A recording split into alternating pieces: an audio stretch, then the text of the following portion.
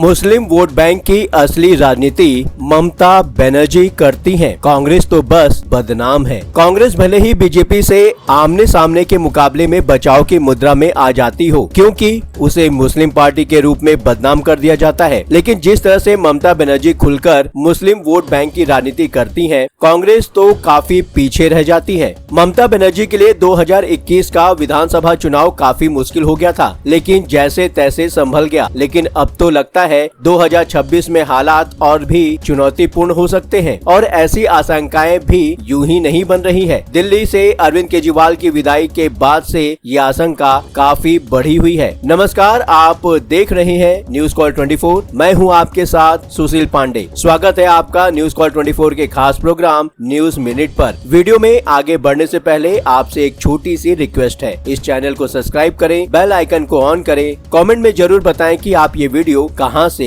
देख रहे हैं। पिछली बार तो हाथ से निकल चुका मामला प्रशांत किशोर ने संभाल लिया था, लेकिन अब तो वो भी अपनी राजनीतिक दुनिया बसाने की कोशिश में लगे हैं। जिस तरह से ममता बनर्जी कांग्रेस के साथ पेश आ रही हैं, दिल्ली जैसी परिस्थितियां पश्चिम बंगाल में भी बन सकती है, जहां दिल्ली की ही तरह कांग्रेस ममता बनर्जी के साथ बीजेपी के केला को और भी हवा दे सकती है और लेफ्ट को तो ऐसे ही मौके का इंतजार है। यही वजह है कि ममता बनर्जी अभी से चुनाव की तैयारियों में लग गई हैं, जबकि चुनाव होने में अभी 1 साल का वक्त बचा हुआ है। ममता बनर्जी अपने वोटर को अच्छी तरह से जानती हैं, ये भी जानती हैं कि पश्चिम बंगाल में वोट कैसे लिए जाने हैं, तभी तो नंदीग्राम में चंडी पाठ भी करने लगती हैं और मौका देखकर फुरफुरा शरीफ भी पहुंच जाती हैं। 2019 के आम चुनाव में ममता बनर्जी को बीजेपी ने बड़ा झटका दे दिया था, लेकिन 2021 के विधानसभा चुनाव के जोश ने 2024 में बीजेपी को बंगाल में आगे बढ़ने से रोक दिया। ममता बनर्जी अच्छी तरह से जानती हैं कि उनका वोट क्या चाहता है और काम का कोई भी ऐसा मौका वो जाने नहीं देती। पूरा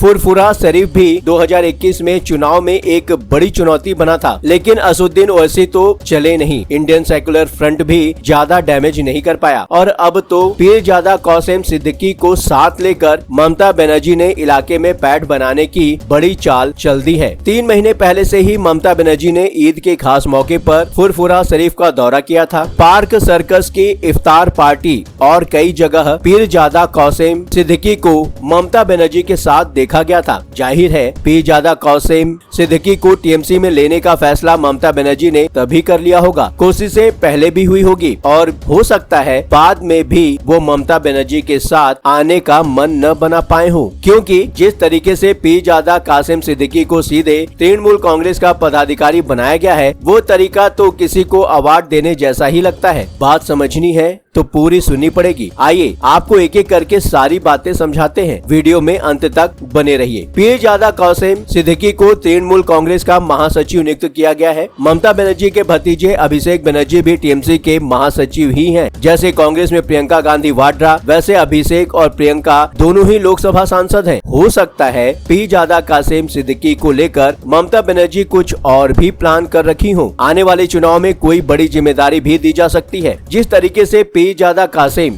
सिद्दीकी को सीधे टीएमसी का महासचिव बनाया गया है, वो भी खास ध्यान खींचता है, क्योंकि जैसे किसी को पहले पार्टी में आने पर औपचारिक तौर पर शामिल किया जाता है, सदस्यता दिलाई जाती है, ऐसा करने के लिए सार्वजनिक तौर पर कार्यक्रम किया जाता है। पीरजादा कासिम सिद्दीकी के मामले में ऐसा कुछ भी नहीं हुआ है। पीरजादा सिद्दीकी का इलाके में असर तो है ही, वैसे भी इंडियन सेक्युलर फ्रंट वाले अब्बास सिद्दीकी और भांगड़ से विधायक नौशाद सिद्दीकी के रिश्तेदार भी हैं। ममता बनर्जी ने वक्त रहते ये काम कर लिया है। अगर पीरजादा सिद्दीकी की टीएमसी को बहुत वोट न भी दिला पाए, लेकिन दक्षिण 24 परगना में ममता बनर्जी के खिलाफ चल रही हवा का रुख बदलकर उस प्रभाव को न्यूट्रलाइज कर दें, तो भी तो फायदा ही होगा। ममता बनर्जी मुस्लिम वोट को लेकर हमेशा अलर्ट रहती हैं। 30 मई को बंगाल पुलिस ने गुरुग्राम में शर्मिष्ठा पनोली को गिरफ्तार किया था। 22 साल की शर्मिष्ठा पनोली को एक सोशल मीडिया पोस्ट के लिए गिरफ्तार किया गया था। शर्मिष्ठा पनोली ने पोस्ट को डिलीट कर दिया था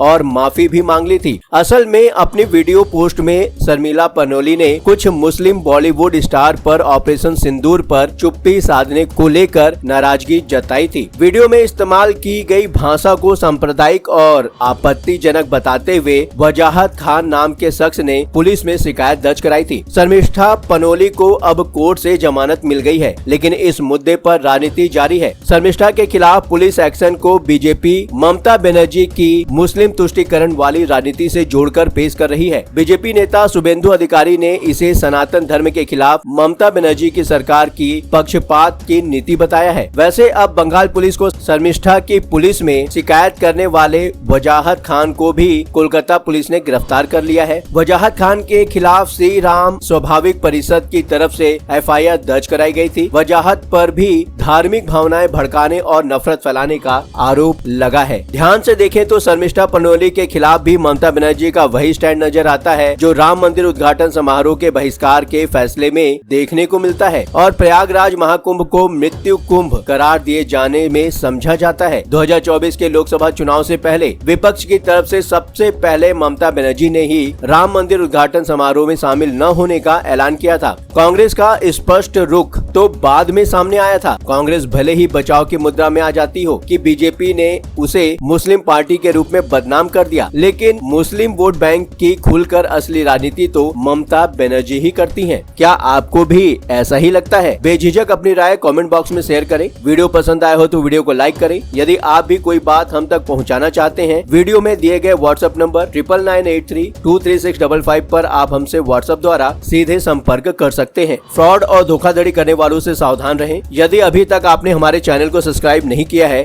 तो देर किस बात की, चैनल को सब्सक्राइब करें। फिर मुलाकात होगी। लगातार खबरों के लिए बने रहिए 7 टीवी भारत के साथ।